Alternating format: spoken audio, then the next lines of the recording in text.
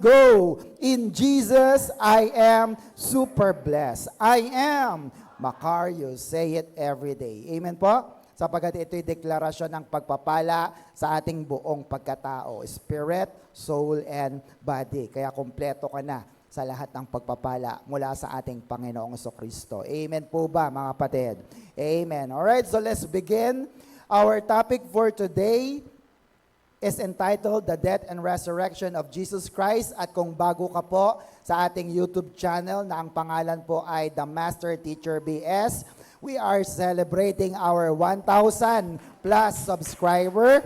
And also, don't forget to like, share, and subscribe para marami pa po mapagpala. At lagi nyo rin po itong panoorin. Gawin nyo po kaming background. Sabi nyo nga po background. Yan, habang nagluluto ka, naglilinis ka, o wala kang masyadong ginagawa, i-play nyo lamang po ang ating mga video at sigurado po ako mapagpapala kayo and share it also to your loved ones. Amen po mga kapatid? Amen. Alright, so let's begin and let's study this very special topic para po sa ating Lenten season. Mauulit na po ito ulit next year. So, isang topic lamang po. The title is The Death and Resurrection of Jesus. No? Ang topic po na ito ay, ang layunin po natin ay bilang pag-alala. Sabihin natin pag-alala. Saan? Sa kamatayan. Nakita niyo po yung mga nandito sa atin. Namatay ang ating Panginoong Kristo, pero siya ay muling nabuhay. Huwag kayong titigil sa Biyernes Santo, ha? Namatay nga siya, pero ang pinakamahalaga ay nabuhay siyang muli. Kaya po sa araw na ito ay linawin natin ang mga agam-agam ng mga marami tungkol sa pagse-celebrate ng mahal na araw, lalo na po dito sa Pilipinas. And to summarize all the topic, napakahalaga po ng dalawang bagay na ito, the death and resurrection. Sabihin nga natin death. No, kamatayan at resurrection ay muling pagkabuhay. Bakit?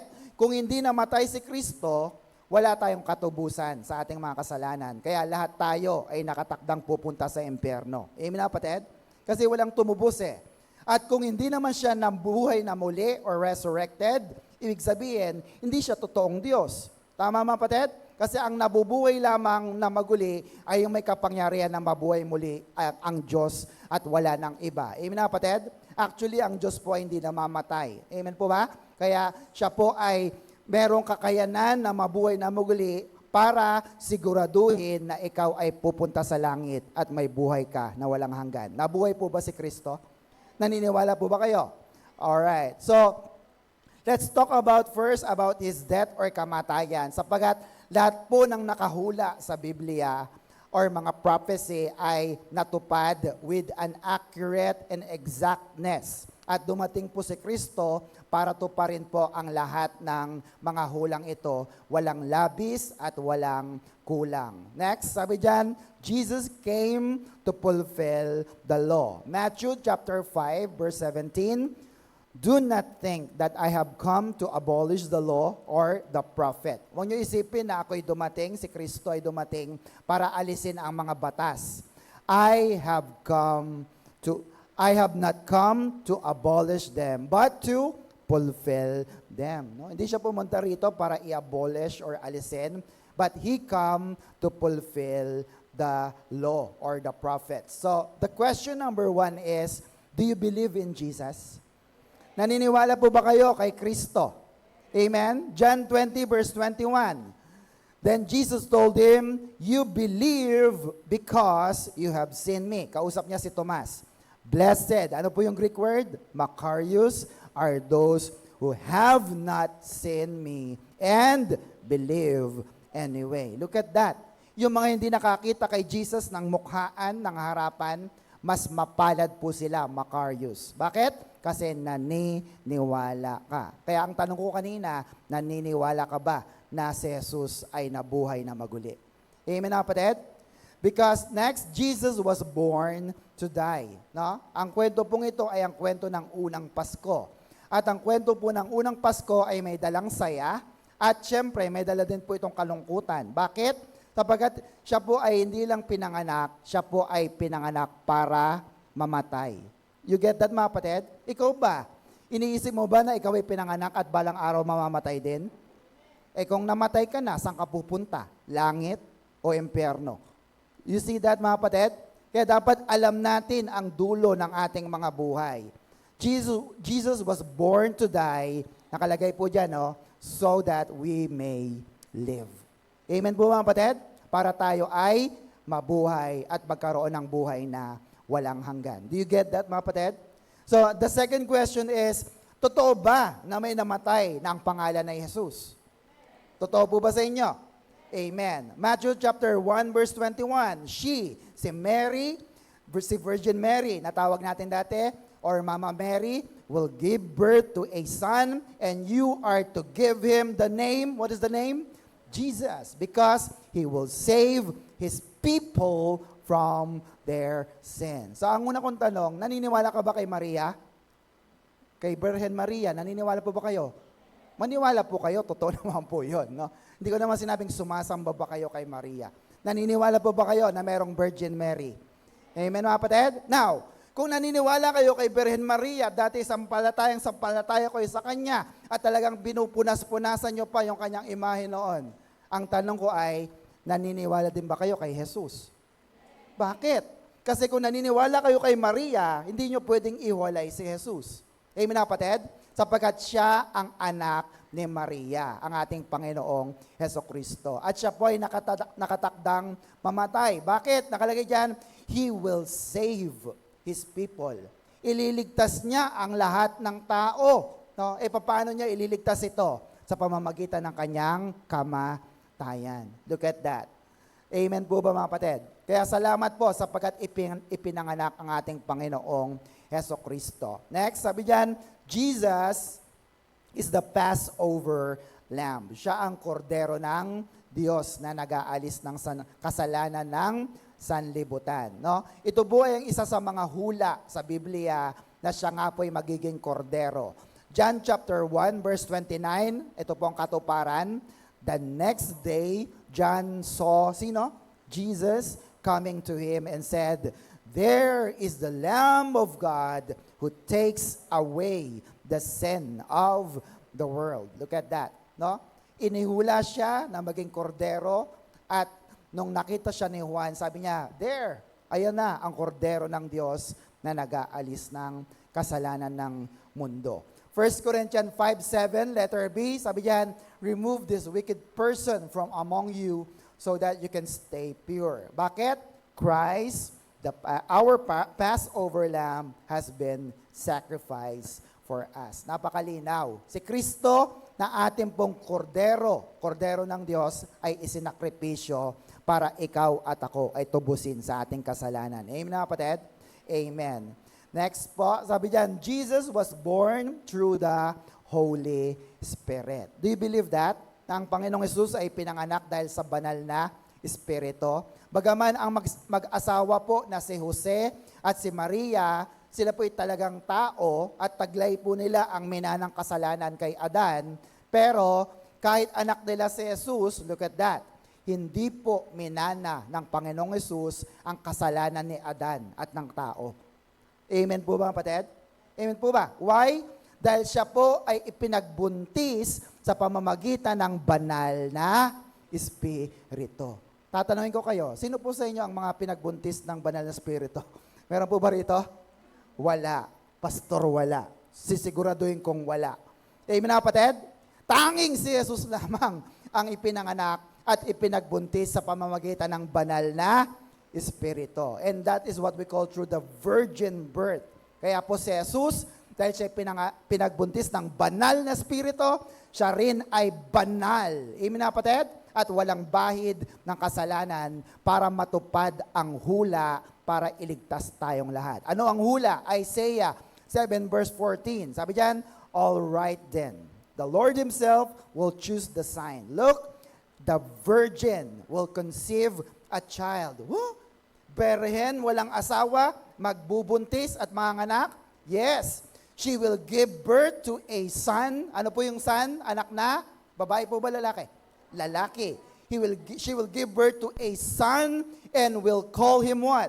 Emmanuel. God is with us. Amen na kapatid? At alam na natin ito, noong December pa, paulit-ulit. Sa Matthew 1:21, wala dyan, na natupad ang hula na ito. Sapagkat si Maria ay naberhen, ay nagbuntis nga, at siya ay nanganak ng isang lalaki, hindi po isang babae. Amen na kapatid? Amen po ba mga kapatid? Bakit? Ito ay sa pamamagitan ng banal na Espiritu. Isang malaking patunay na tupad ni Kristo ang mga hula at batas ng Biblia. Are you with me, kapatid? Amen. Next po, Jesus was born without sin. Ang Panginoong Hesus ay pinanganak na walang kasalanan. Para maging karapat-dapat ang isa pong kordero sa paghahandog, dapat mamit po niya ang requirement ng isang tupang iaalay. Ano yung unang dapat na requirement? Walang kapintasan. Amen na kapatid? Ibig sabihin, walang kasalanan. No? Sabi ng Exodus 12 verse 5, kung sisilipin po ninyo. Dapat ito ay perfect. Sabi nga natin, perfect. No? Without physical defects, hindi po bulag, hindi pingas ang tenga, hindi pilay, hindi po nalalagas ang balahibo, at dapat pinakamataba, pinakamalusog. Amen po ba kapatid? Amen po ba? Kaya, ibig sabihin ganito, walang sino mang tao ang qualified na mag-alay ng kanyang buhay because we are perfectly imperfect. You get that mga kapatid? Perfecto tayo. Saan? Sa pagiging imperfecto. Tama po ba mga kapatid? Hindi tayo po ay laging nagkakamali. But only Jesus is sinless. Sabi nga natin sinless. Si Jesus lamang po ang walang kasalanan. And I can show you a lot of verse about that. Bakit? Hindi kumapit sa kanyang katawan ang minanang kasalanan kay Adan sapagkat si Jesus mismo ang nagbibigay ng buhay. Look at this. 1 Corinthians 15 verse 22. Nakakasunod po ba? Look at this. For as in Adam, all what? Die. Kay Adan, minanang kasalanan, patay lahat. Look at the contrast. And so, in Christ Jesus, all will be made alive. Napakasimple. Amen na kapatid? Kaya si Kristo po, alam na alam natin, hindi siya nagkaroon ng kasalanan sapagkat siya po ang tutubos sa lahat ng kasalanan na minana natin kay Adan para bigyan tayo ng buhay na walang hanggan. Can you hear amen? Amen po ba? Sapagkat ang kabayaran ng kasalanan ay kamatayan. Diba? Romans 6:23. Alam natin yon. Kaya kung wala si Jesus na tutubos ng kasalanan mo, brothers and sisters, kahit pukpukin mo ng pukpukin likod mo, kahit totoong magpapako ka pa, hintayin ka namin 3 araw kung mabubuhay ka, walang kabuluhan ang iyong ginagawa. Amen na kapatid? Maliban na ikaw ay tubusin ng ating Panginoong Hesus sa lahat ng iyong mga kasalanan minana kay Adan. Can I hear amen? Palapakan natin ang ating Diyos na buhay. Bakit? Ang dugo ni Kristo ay busilak at dalisay. 1 Peter chapter 1 verse 18 to 19, for you know that it was not the perishable things such as silver or gold that you were redeemed from the empty way of life handed down to you from your forefathers. No? Alam mo na ikaw ay tinubos hindi sa mga bagay na nasisira, hindi sa mga bagay na ginagawa ng iyong mga ninuno noon, kung ano man ang kanilang pamamaraan, ha? O kaya pag-aalay, pagbisita sa kung saan. Hello?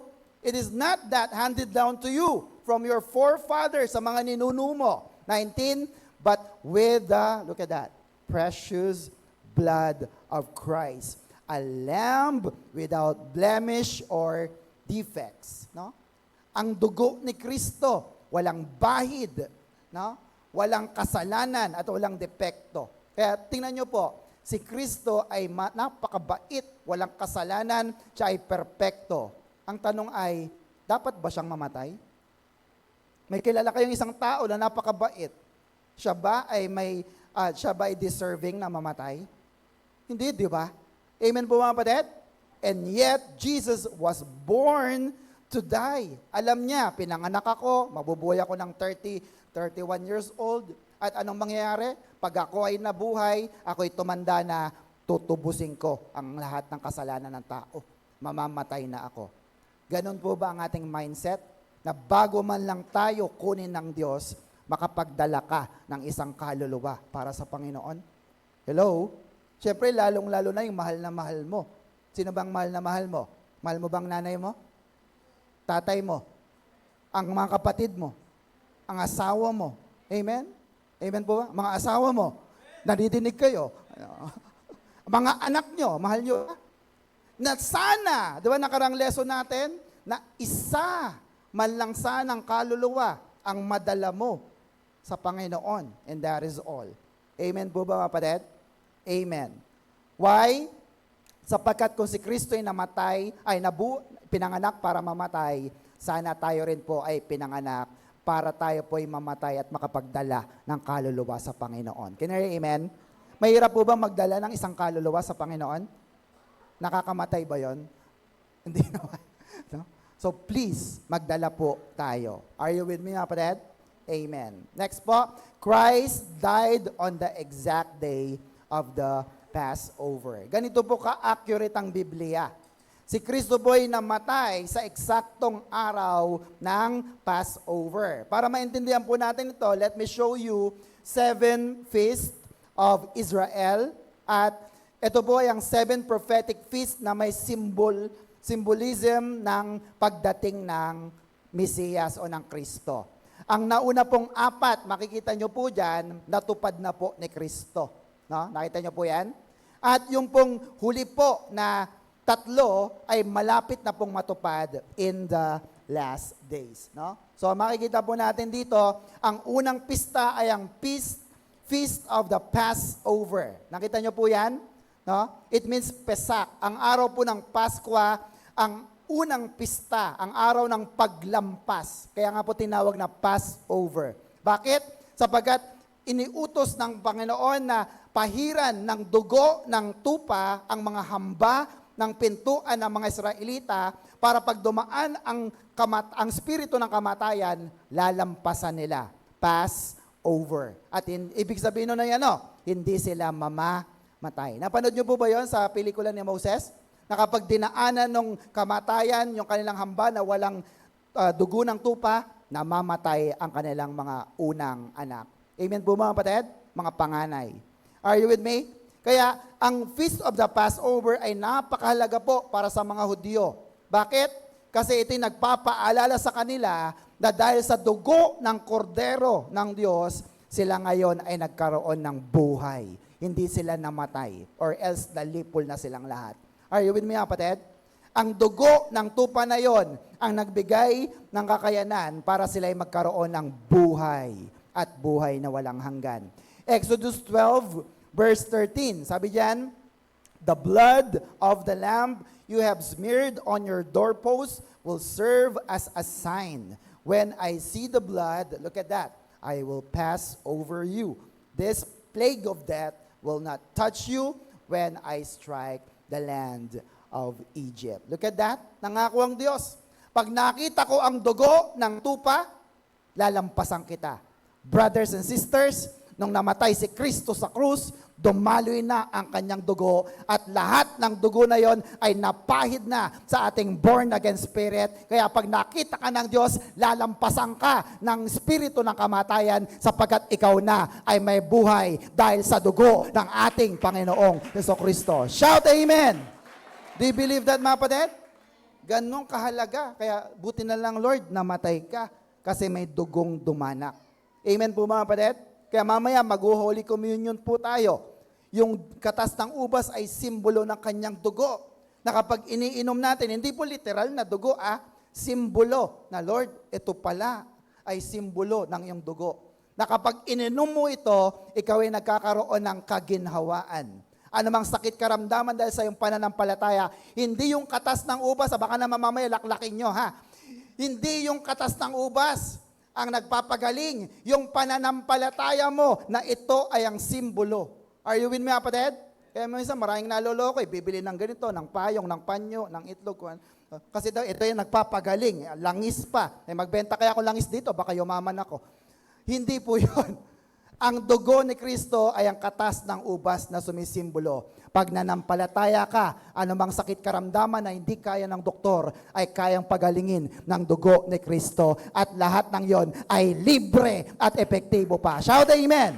Palapakan natin ang Diyos na buhay. Are you still with me, kapatid? Amen. So during the Passover, 2 beses po silang pwedeng maghandog. Una po ay sa umaga at isa naman po ay sa dapit hapon. Exodus 29 verse 38. So, umaga at hapon ang paghandog po nila. Ito po ay literal na natupad ng ating Panginoong Kristo. Mark chapter 15 verse 25. It was 9 o'clock in the morning when the crucifixion took place. At siya po ay nakabitin do sa krus mula 9 a.m. hanggang 3 ng dapit hapon. Luke 23:44. Look at this. By this time, it was noon and darkness fell across the whole land until 3 o'clock. Kaya nga 3 o'clock yung natin, diba? 45, the light from the sun was gone, dumilim na, and suddenly, the thick veil hanging in the temple was torn apart. No? Napunit ang tarapal sa templo. 46, then Jesus shouted. Anong sabi niya? Father, I entrust my soul ba? Hindi. Spirit, your born again spirit, into your hands. Amen mga kapatid? Ang ipinatatagubilin natin ay ang ating spiritong namatay dati, pero dahil kay Kristo ay na-born again na ulit. Amen mga kapatid? So si Lord Jesus ay namatay sa eksaktong oras ng pag-aalay at natupad po ang hula. Therefore, Jesus is the Lamb of God and He died at the Passover. So anong ibig sabihin? Next, Jesus cannot die at any given day. Hindi pwedeng mamatay siya sa kung anong araw lang na gusto or anong araw na gusto ng tao. So ang tanong ay, Pastor, anong araw siya namatay? Sapagkat pinagtatalunan na nga po yung maraming mga okasyon sa mahal na araw, yung tungkol sa Ash Wednesday, yung Easter Sunday, di ba? May Easter Bunny ba? Pati ba naman ito, pinagtatalunan pa, anong araw nga namatay ang Panginoong Kristo? Well, brothers and sisters, ayon po sa tradisyon, marami pong naniniwala na siya po ay namatay sa araw ng Biyernes. Tama ba? Kaya Biyernes Santo, narinig ko pa yung isang Christian din natin na kasama, patay daw si Lord. Patay si Lord. Kaya huwag kayong maingay. No? Hindi po totoo yun. Yun na kapatid. Dahil ayon po sa Hebrew calendar, look at that, yung Sunday po remained the first day of the week, being considered as the Lord's Day. Yung Saturday naman po is still the 7th day, which is their Sabbath day. And their days are reckoned or binibilang from sunset to sunset. Ibig sabihin, basta lumubog na yung araw, simula na po yun ang bagong araw nila. Are you with me, kapatid? So ano po ang problema? So kung base po dyan sa Hebrew calendar, para po sa exactness lang, pinapakita ko sa inyo, kung Friday, 3:00 ng hapon, namatay si Lord Jesus, at siya'y muling nabuhay agad ng Sunday, early morning, approximately, sabi natin 5 in the morning, ayon po sa Mark 16, no, nakita ni Maria Magdalena. So lalabas po, Friday, tapos Sunday agad, hapon na yon, lalabas 2 araw lang.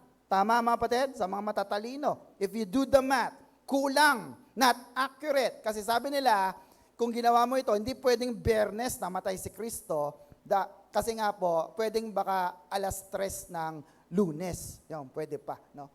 So, pero ayon mismo kay Lord Jesus, ito po'y natupad sa hula niya at ang Kristo ay mabubuhay kailan? Sa 3 araw. Ayon sa Matthew 17, ayan po, basahin natin. Verse 22, Jesus again foretells death, resurrection. When they came together in Galilee, He said to them, the Son of Man is going to be betrayed into the hands of men. They will kill Him. Papatayin siya. And on the 3rd day, He will raise to life. And the disciples were filled with grief. No? So, according to my research, no, doon po sa website ng biblicalarchaeology.org, one of the problem po, noong unang panahon, ay yung tinatawag po natin na next, the danger of anachronism.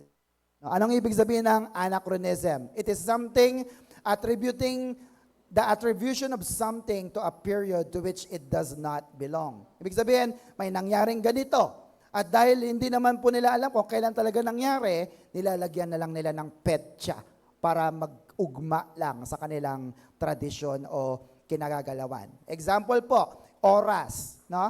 Noon po, ang panahon po noon, hindi naman obsessed ang mga tao sa oras. Bakit? Ang gamit po nila, hindi po yung relo na gamit po natin ngayon. Ang gamit nila ay sundial. Alam niyo po yung sundial?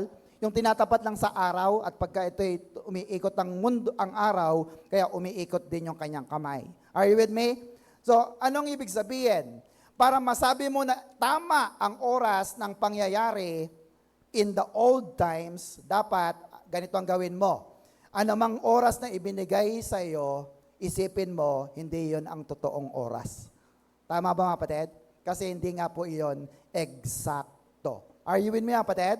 At isa po sa profound comments na nakita ko according to my research, kay Melody Lewis, isa po siyang major in Latin sa college. Sabi niya doon, as someone who majored in Latin in college, may I add that when ancient Roman counted days, they included both the starting day and the closing day. Tama. Ang araw nila mula sa pagsikat ng araw hanggang paglubog nito. So Jesus was crucified on a Friday, that is the first day. Remained in the tomb, and nandiyan siya sa libingan through Saturday, that is the second day, and he rose on Sunday morning, that is the third day. Pero syempre, sabi niya, today's reckoning or counting, the resurrection took place 2 days after the crucifixion, but in the first century AD, by Roman reckoning, the resurrection did indeed takes place on the third day. Bakit? Kasi noon po pala, sa mga Romano, ang counting ng kanilang araw ay basta within the day. Amen na kapatid? Amen po ba? O kailan siya namatay? Friday. O kailan siya nasa libingan? Sabado. Amen? At kailan siya nabuhay ng madaling araw? Sunday. So ilan yon? 3 araw. Kaya sabihin mo, within the day. Yan. Hindi naman kasi tayo Hudyo, hindi rin tayo Romano, kaya hindi natin alam, pero buti na lang may mga nagpapatotoo na nagsasabi, totoo ang Biblia, at sinabi ng Biblia, nang si Jesus ay namatay, siya ay nabuhay na maguli. Pagkatapos ng 3 araw. Palapakan natin ating Diyos na buhay. Are you still with me mga kapatid? Amen po ba mga kapatid? Kaya, dapat lamang po ay maging tama ang ating mga pagtuturo at pag-aaral. Jesus died and He rose on the third day. Amen po mga kapatid? Amen. Kaya bakit ko po ito sinasabi? Sapagkat kung may plano po kayo ngayong linggo na magpalaro po ng Easter egg hunting. No? Teacher Mary, meron ba tayong mga palaro sa mga bata? Meron naman daw po. Tinago na nila dyan, hahanapin. Huwag kayong makihanap mga bata lang po hahanap. Amen po ba? Okay lang, go lang. Bakit? Ang araw ng linggo, para sa ating mga Kristiyano, ito ay ang araw ng pagkabuhay na muli ng ating Panginoong Kristo. Shout amen! Ito'y pag-alala natin. Walang makakapigil sa atin dito. Amen po mga kapatid? Amen. Hallelujah. Are you still with me? Amen. Next, Jesus died on a cross. No, sabi nga natin, a cross. No, saan siya namatay? Sa krus. Hindi siya binitay, hindi siya pinugutan, hindi siya yung ginarote, yung itatali ng 2 kamay, ng 2 baka, kasi hilahin ng katawan. Amen na kapatid? Why? Because in the very beginning, inihula na ang kanyang kamatayan. Saan? Genesis 3:15. Look at this.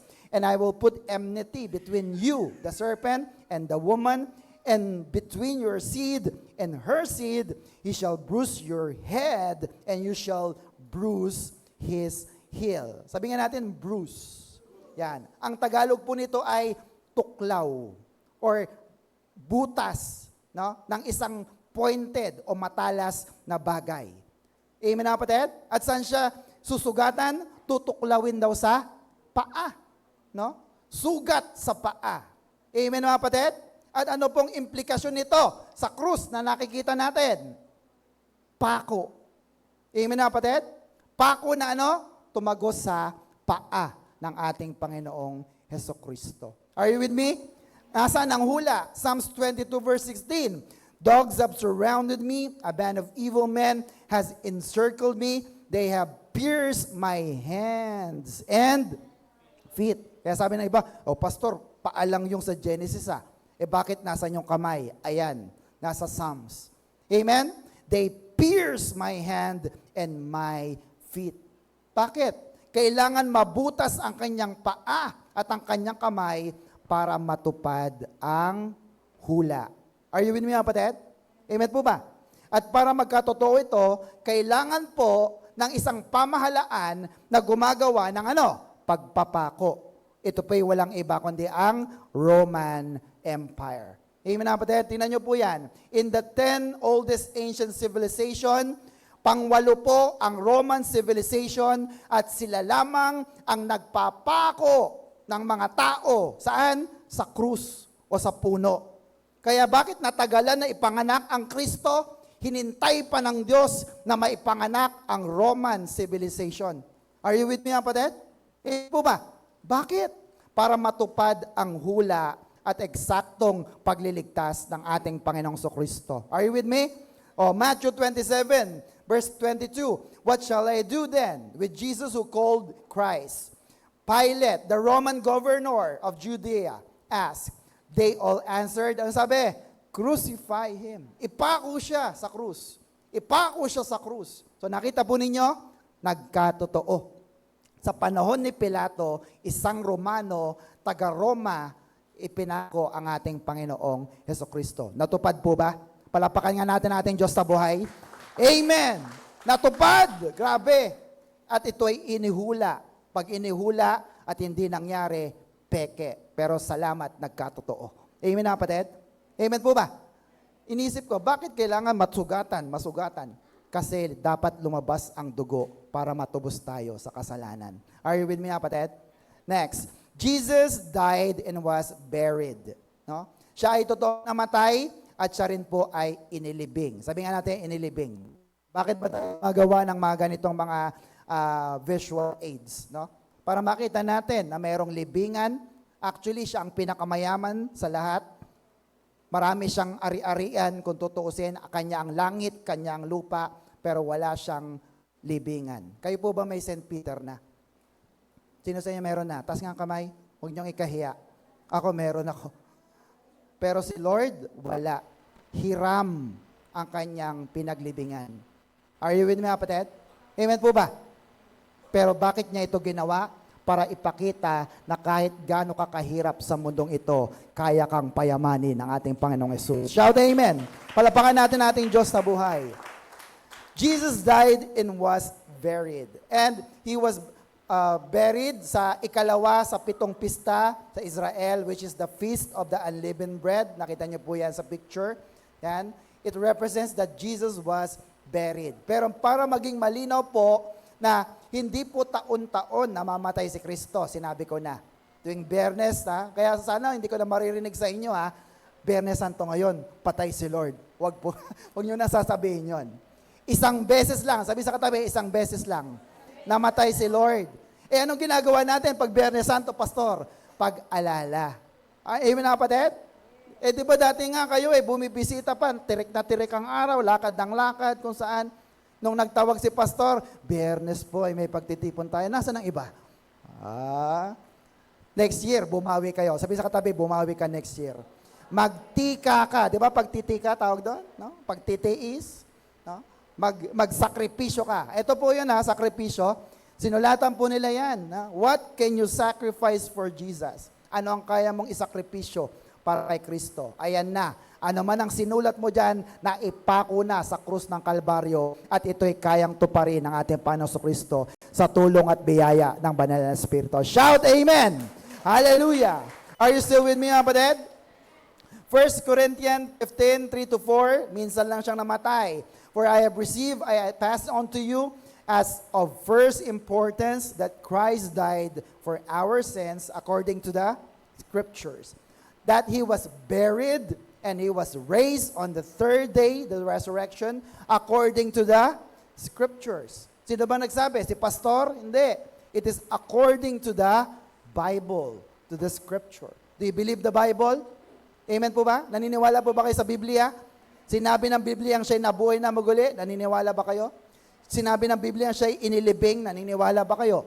It's up to your faith. Amen po ba, kapatid?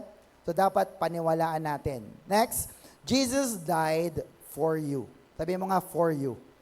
Namatay siya para sa atin. Anong ibig sabihin? Sabi na nga ni Ate Joy kanina, hindi mo na kailangan magpapako. Hindi mo na kailangan palu-paluin ang likod mo. Hindi mo na kailangan na magpainit sa tirik na araw, lalo't high blood ka. Naku, baka himatayin ka. Amen na, kapatid? What is the good news? Jesus died for you. Amen na, kapatid? Jesus died in our place. Amen po ba, mga kapatid? How? Papaano, pastor? Pag ikaw ay naniwala kay Kristo. Amen na, kapatid? At kahapon nga po, nag-uusap-usap po kami nila mama eh. Ganito po yon. Ang mga tao, may paraan para kumita ng 1 milyon. Paano? Magtrabaho ka, kayod kalabaw, araw-gabi, gabi-araw, magtrabaho ka. Yes, magkaka 1 million ka. Totoo yan. Pero may mas madaling paraan. Ano yon? Meron ka kakilalang isang mayaman, pumunta ka sa ATM, binigay niya sa iyo ang credit card niya, mag-withdraw ka doon. No? O kaya passbook, pumunta ka doon sa bangko at mag-withdraw ka ng 1 milyon. Magkakaroon ka rin. Tatanungin ko kayo, anong mas madali? Yung magtrabaho ka ng nagpapakahirap o yung may kakilala ka na magbibigay sa iyo ng 1 million? Hello? Ganon din ang kaligtasan natin. Hindi mo kailangan paghirapan ang iyong kaligtasan kung may kakilala ka, naniniwala ka sa ating Panginoon Kristo. Kayang-kaya ka niya na bigyan ng buhay na walang hanggan, patawarin ang iyong mga kasalanan at daling ka sa langit. Are you with me, kapatid? Kaya hindi mo na kailangan magpakapagod, brothers and sisters. Bakit? Look at this. Psalms 49 verse 7 to 9. No one, sabi nga natin, no one. Walang sino man can ever buy back another person or pay God a ransom for his life. Ang linaw niyan. Walang sino man. Tingnan mo yung katabi mo. Hindi mo kayang tubusin yan. Hindi mo kayang bayaran yung kasalanan niyan. Sabi ng Biblia, verse 8, the price to be paid for a soul is what?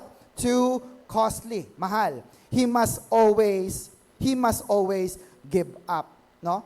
In order to live forever and never see the pit. No? Hindi mo kayang iligtas ang iyong kapwa ni ang iyong sarili. Isa lamang ang may kakayanan na iligtas ka. Ito'y walang iba kundi ang ating Panginoong Kristo. Ang Diyos na ang gumawa ng paraan at kusa niya itong ginawa. John chapter 10, verse 17 to 18. Sabayan niyo nga po ako. Dahil dito'y sinisinta ako ng Ama sapagkat ibinibigay ko ang aking buhay upang kunin kong muli. 18. Sino may hindi nag-aalis sa akin ito, kundi kusa kong ibinigay.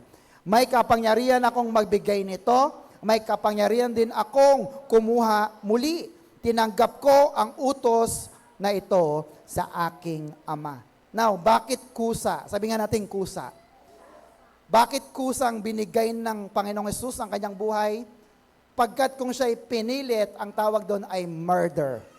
Amen na, kapatid? Ayaw niya eh. Iaalay kita, ayoko. Diba? Murder ang tawag doon. Pero kung ito'y ibinigay mo ng kusa, ang tawag dito ay sakripisyo. Salamat sa ating Panginoong Kristo. Isinakripisyo niya ang kanyang buhay at kusa niya itong binigay. Bakit? Para ikaw at ako ay pumunta sa langit. Are you happy with that? Kaya kanina no, kumakanta, gusto kong pigilin si Ate Joy eh. You live, you die. Yung iba, you live, you die. Ay, alam ba nila yung sinasabi nila? Gusto ko talaga siyang pigilin kanina, pero ayaw mo na. Baka hindi nila naintindihan. Ang Diyos na sinasamba mo, si Jesus, ay nabuhay na muli. Amen na, kapatid? At pasalamat ka sapagkat nabuhay siya. Bakit? Ikaw at ako ay pupunta sa langit at mayroong buhay na walang hanggan. Hindi ka na mamamatay. Ano bang sakit karamdaman na mayroon ka ay pagagalingin ng Diyos, pagagandahin niya ang iyong buhay. Are you with me? Eh, grabe. Pero kanina, you live, you die. Ay, Diyos ko, Lord. Pinawisan ka ba? Ay, hindi na natin kakantahin. Next year na ulit. Dahil sa mga susunod. intindihin natin minsan kung ano ang ating ginagawa. Amen po ba? Hindi naman namin kayo pwedeng pilitan. Taas natin ang ating kamay, tayo mag-enjoy. Hindi, kusa din. Kasi ang Panginoon, kusa niya na binigay ang kanyang buhay. Kaya kusa ka rin na sumamba sa Kanya. Praise the Lord. Palapakan natin ating Diyos na buhay. Are you still with me? Next, Jesus died so you can live. We call that the great exchange. Amen na kapatid? Grabing pagpapalitan to. Na nakasulat sa tomb na yan. Ano nakalagay? Jesus died so that I may live. It is the great exchange. Amen? Dapat marunong kang pumili. Ano po yun? Sabi nga ng isang quote, never ignore someone who cares for you because someday you'll realize that you lost a diamond while you were busy collecting stone. Andyan na sa harap mo si Kristo. Ipinapalit niya na yung buhay niya sa magulong buhay mo. Amen na kapatid? Binibigay niya yung magandang buhay niya. Buhay na walang hanggan. Sa buhay na hirap ka. It is a great exchange. Baka bato pa rin ang pinupulot mo. Nagpapakahirap ka pa rin para mabuhay. Brothers and sisters, hindi lang nabubuhay ang tao sa tinapay. Hindi lang sa trabaho. Hindi lang sa pera, sa mga kinakain mo. Nabubuhay din siya sa pamamagitan ng mga salita ng Diyos, paglilingkod sa Diyos, at mga bagay na spiritual para sa Panginoon. Shout Amen! Palapakan natin ang ating Diyos na buhay. Are you still with me? Anong pipiliin mo? Ang buhay ni Jesus o ang buhay mo? Choose God's life. Amen, kapatid? 2 Corinthians 5:21, for God made Christ who never sinned to be the offering for our sin so that we could be made right with God through Christ. Sa krus, natanggap na ni Kristo ang lahat ng parusa na dapat ay para sa atin. Kamatayan, panlalait. At tayo naman po, tinanggap na natin. Ano yung tinanggap natin? Puro pakinabang. It is the great exchange. Amen, kapatid? So ano-ano po yung mga pakinabang na yon? In Jesus, we became righteous. In the law requires perfect obedience so that we can be righteous. Gusto mo bang maging matuwid? Kaya dito, di ba, pwede ka bang mag-pray, sister? Naku, hindi po ako pwede. Bakit? Nagkasala po ako eh. O, alam natin yon. Amen? Kasi the law requires perfect obedience. Gusto mong maglingkod sa Diyos? Dapat perfecto ka. Wala kang kasalanan para matuwid ka sa Panginoon. Deuteronomy 6:25, and if we are careful to obey all this law before the Lord our God, as He has commanded us, that will be our righteousness. Sumunod ka sa batas, magiging matuwid ka.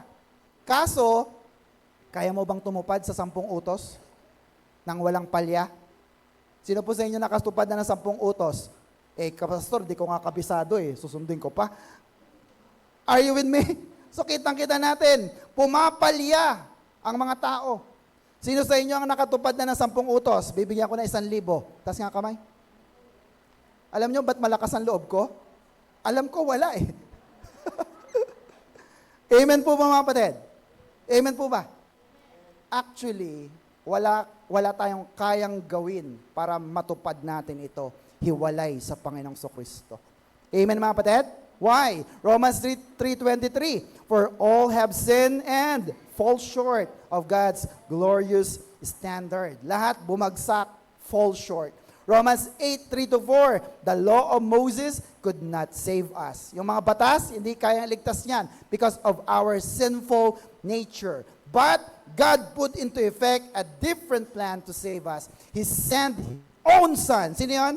Jesus. In a human body like ours, except that ours are sinful, God destroyed sin's control over us by giving His Son as what? As a sacrifice for our sin. Verse 4, He did this so that the requirement of the law would be fully accomplished for us who no longer follow our sinful nature, but instead follow the Holy Spirit. Amen na kapatid?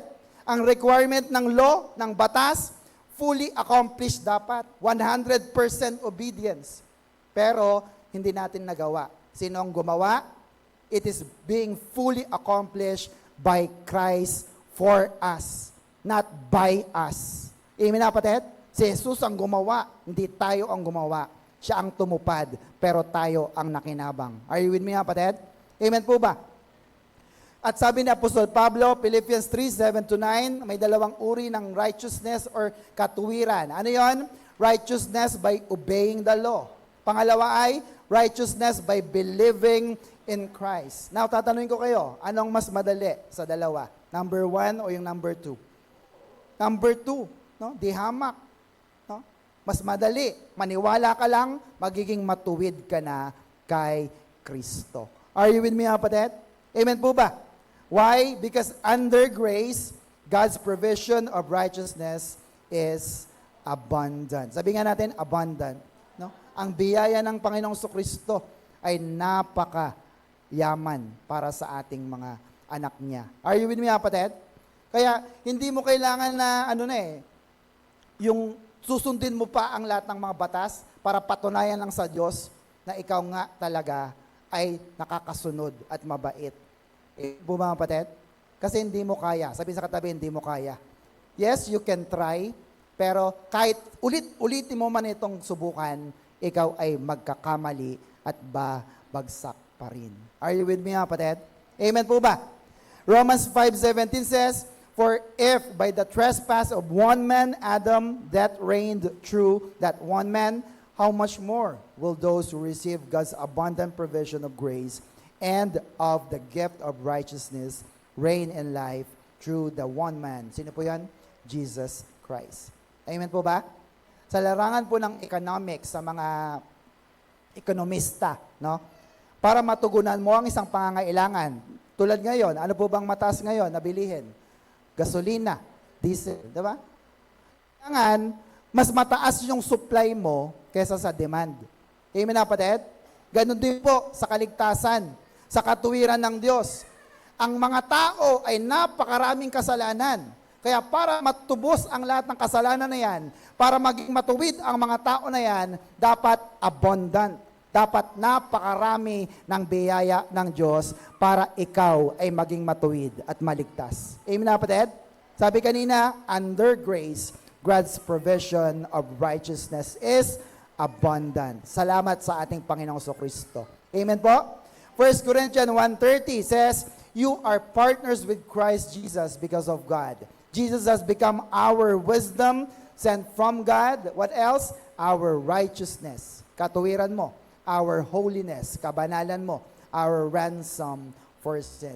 No? Si Jesus lang ang naging katuwiran at hiwalay kay Kristo, wala tayong magagawa. Laging bagsak, hindi pasado sa Ama.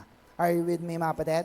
Kaya po, ang buong pagmamalaki ng isang binata, doon po sa The Rich Young Ruler na story, sabi niya, "Panginoong Jesus, nasunod ko na ang 10 utos." Sabi ng Panginoon, "Talaga? Talaga bang nasunod mo na ang 10 utos?" Anong sabi niya? Matthew 19:20, "All this, the 10 commandments, I have kept." And the young man said, "What do I still lack?" No? Sabi niya, "Panginoon, lahat ng 10 utos, lahat ng batas ni Moses, natupad ko na. Ano pa yung kulang ko?" So nakita nyo, halatang halata na yung binata, hindi niya alam kung natupad na nga ba niya ang lahat ng utos. Kaya pinadali ng Panginoong Kristo. Ano sabi ng niya? 21, Jesus answered, "If you want to be perfect, go, sell your possessions and give to the poor, and you will have treasures in heaven. Then come, follow me." 22, then when the young man heard this, he said, he went away sad because he had great wealth. No? Nakita nyo? Dito po, nabali agad niya yung unang utos.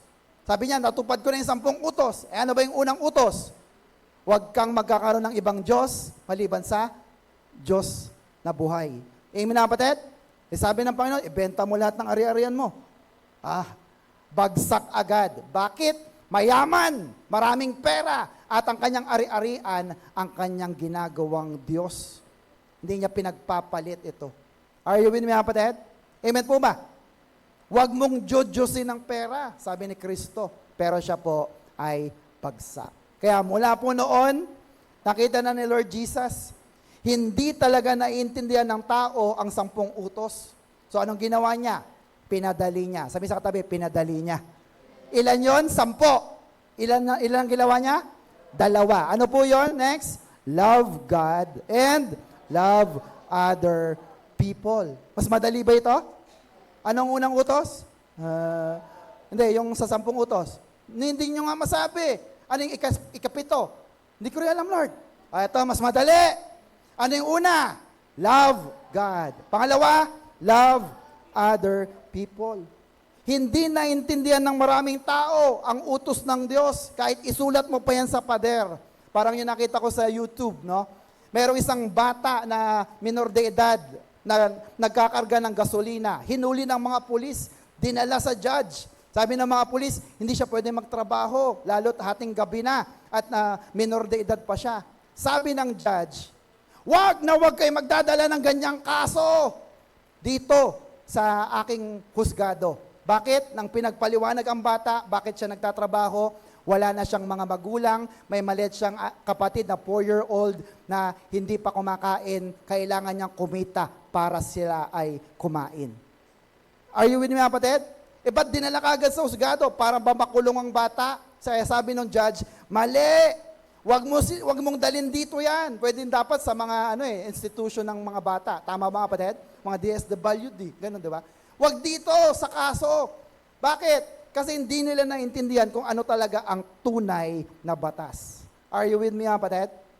Buti na lang, pinadali ni Kristo. Yung 10 utos at yung 600 plus na mga kautosan pa, ginawa na lang niyang 2. Ano ulit yun? Sabay-sabay. Number 1, love God and love other people. Mas madali bang intindihin? Amen. Kaya salamat kasi pinapaunawa sa atin ng Panginoon. Sabi sa Romans 13:10, if you love others, you will never do them wrong. To love, agape then, is what? To obey the whole law. Look at that. Magmahal ka lang, to love is to obey the whole law. Natupad mo na ang buong-buo na kautusan. Because love is the answer. Sabi nga natin, love is the only answer. Palapakan natin ating Diyos na buhay. Now, sa puntong ito, ang perfect obedience ay bigo, sapagkat hindi nga tayo nakakasunod. So, what is our only option or other option? Next, in Jesus, we have salvation in health. Amen? May kaligtasan ka na, may kalusugan ka pa. We need either perfect obedience or perfect sacrifices. So kung hindi ka makakasunod ng walang palya, mula pa pagkabata sa mga utos ng Diyos, isa na lang ang option mo. Ano po yon? Kailangan mo ng aako, dapat may mamatay, may sakripisyo, para ikaw ay hindi na mamatay. Sino kaya siya? Ang ating Panginoong Hesukristo. John 3 verse 16, famous verse. Everybody, for God so loved the world that He gave His one and only Son, Jesus, that whoever believes in Him shall not perish but have eternal life. 17, for God did not send His Son into the world to condemn the world, but to save the world through Him. What is the Greek word of save? Sod. So, no? Alam mo na yan. Hindi ka lang niligtas ng Diyos. May kasama yan, healing. Kaya pag niligtas ka na ng Diyos, nararamdaman mo, Lord, wala akong pera, wala akong papacheck up, pero maniwala ka, nung niligtas ka ng Diyos, magaling ka na in your spirit, soul, and body. Whole package ang binigay sa iyo ng Diyos. Can you hear amen? Amen po ba? Ito ang good news. Is that the good news? Huwag mo sabihin yung bad news sa tao. Ano yung bad news? Na masama silang tao, pag masama ka, pupunta ka sa impyerno, alam na nila yan. Sabi sa katabi, alam na nila yan. Ano ang hindi nila alam? Ang sabi mo, mahal sila ng Diyos at may magandang plano ang Diyos para sa kanila. Amen po ba? Kung ikaw ay talagang preacher of the good news or the grace of God, dapat hindi ka nananakot. Dapat ang mensahe mo ay panglangit kasi ikaw mismo ay pupunta sa langit. Amen na kapatid? Amen po ba? Amen po ba? Kaya kung taga-langit ka, dapat ang mensahe mo palagi ay bigyan ng pag-asa ang maraming tao. Amen po ba kapatid? Halimbawa, may nakita kang kakilala mo na may sakit. No? Bakit pag-uusapan mo yung sakit niya? ang sabi mo sa kanya, yung kagalingan tungkol kay Kristo. Amen ba? Amen po mga kapatid? Amen po ba? Yung mga namamatay na, bakit mo sasabihin na mamamatay na siya? Sabihin mo, may buhay na walang hanggan kay Kristo. Sa mga may bisyo, ng buhay, patapon na. Pupunta ba sila sa impyerno? Sasabihin mo, masama kayo, impyerno kayo. Hindi. Ang sabihin mo, may langit. Isipin nyo, kahit gaano ka kasama, pupunta ka sa langit. Lagi kong sinasabi, hindi pupunta ang isang tao sa impyerno dahil masama siya. Amen mga kapatid? Pupunta ang isang tao sa impyerno kapag siya ay tumanggi sa Panginoong Kristo. Amen po ba mga kapatid? Sa mga walang pera, sasabihin mo ba, wala kang pera? Huwag niyong pag-usapan yung pera. Ang pag-usapan ninyo ay ang masaganang probisyon. Amen mga kapatid? Ang pabor ng Diyos na kahit walang-wala ka na dahil pinapaboran ka, unlimited favor ang ibibigay sa iyo ng Diyos. Hindi kanya pababayaan, hindi ka magkukulang. Shout Amen! Ano ang kanyang pangako? 2 verse na lang po, patapos na po tayo.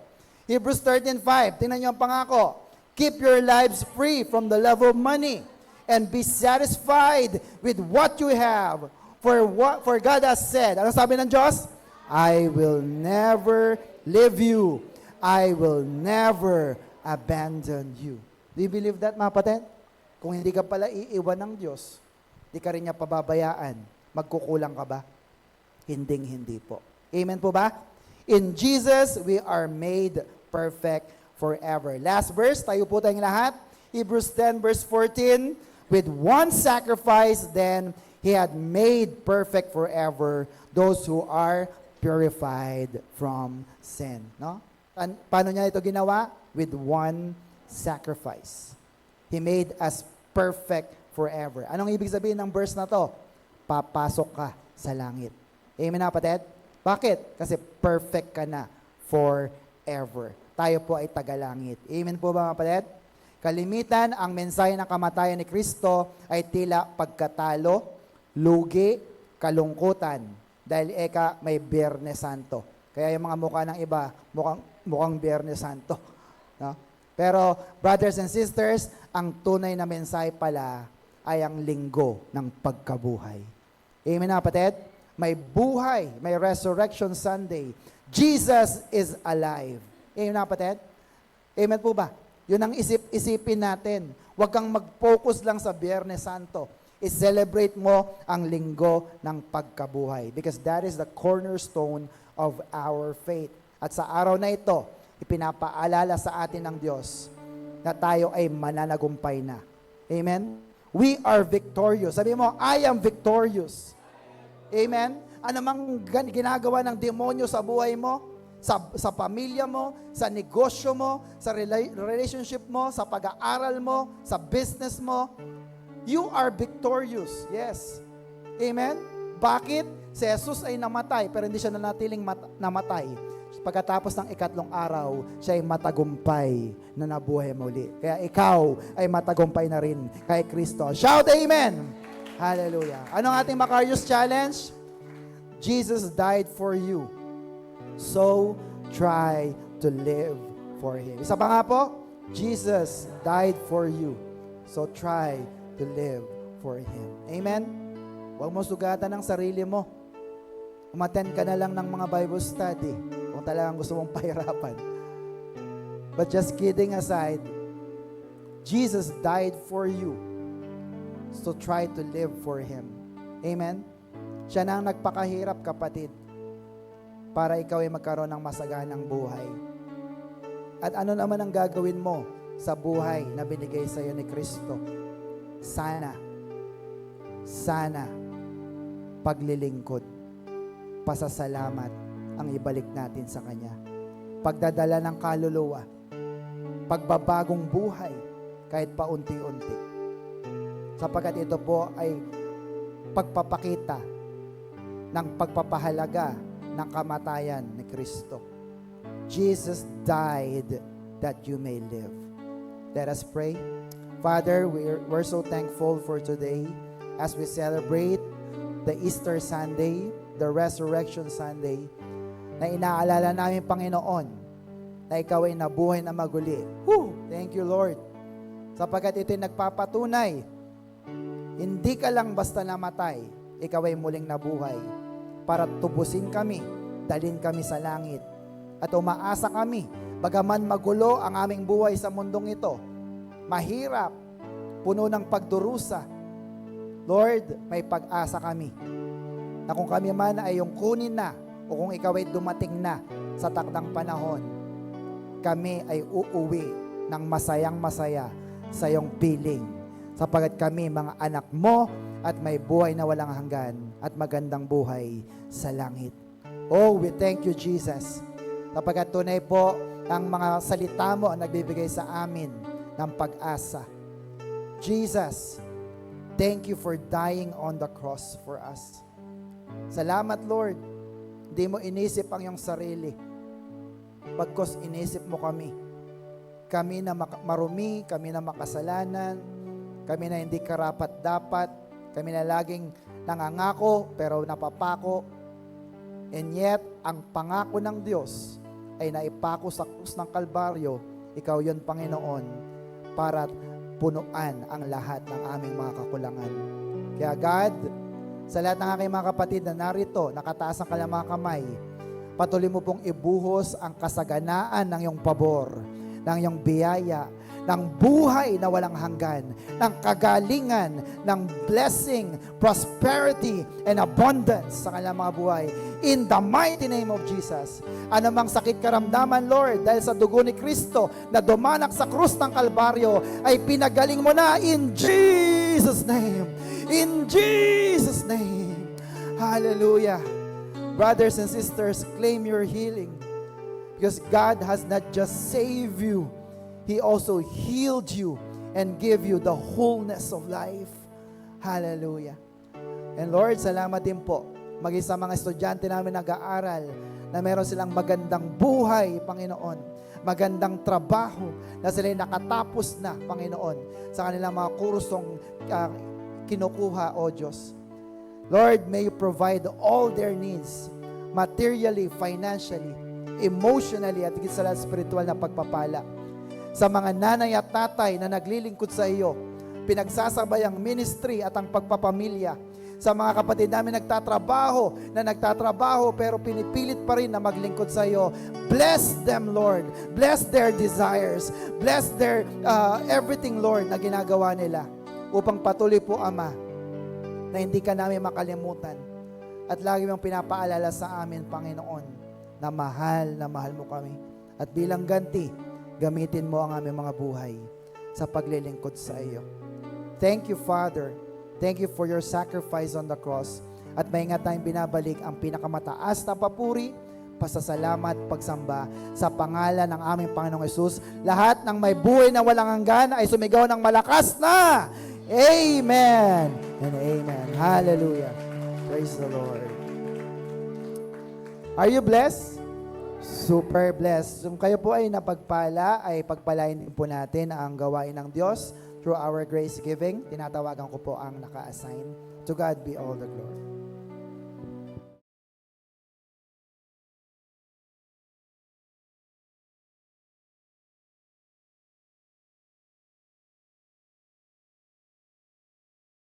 Go! Good day, brothers and sisters! May natutunan po ba tayo sa ating lesson?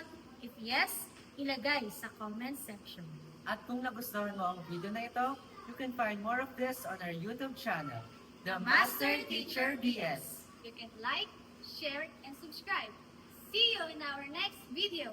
Stay Macarius! Bye!